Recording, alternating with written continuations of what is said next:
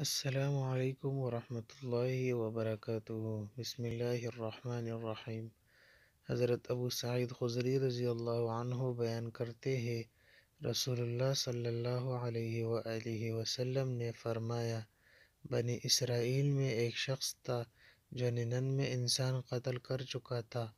پھر وہ مسئلہ دریافت کرنے کے لیے نکلا تو وہ کسی راہب کے پاس آیا اور اس مسئلے کو دریافت کیا تو اسے کہا، کیا اس کے لیے توبہ کی کوئی گنجائش ہے؟ اس نے کہا نہیں۔ اس نے اس کو بھی قتل کر ڈالا اور پھر مسئلہ پوچھنے لگا تو کسی آدمی نے اسے بتایا کہ فلاں فلاں بستی چلے جاؤ۔ وہ اس طرف چل دیا، لیکن اسے راستے ہی میں موت آ گئی تو اس نے اس وقت اپنا سینہ آگے بستی کی طرف بڑھایا۔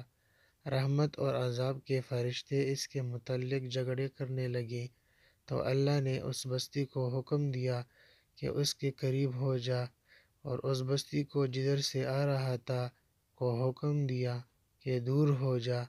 پھر فرمایا، ان دونوں کا درمیانی فاصلہ ناپو۔ پس پیمائش کرنے پر وہ ایک بالشت برابر اس بستی کے قریب پایا گیا جہاں جا رہا تھا تو اسے بخش دیا گیا۔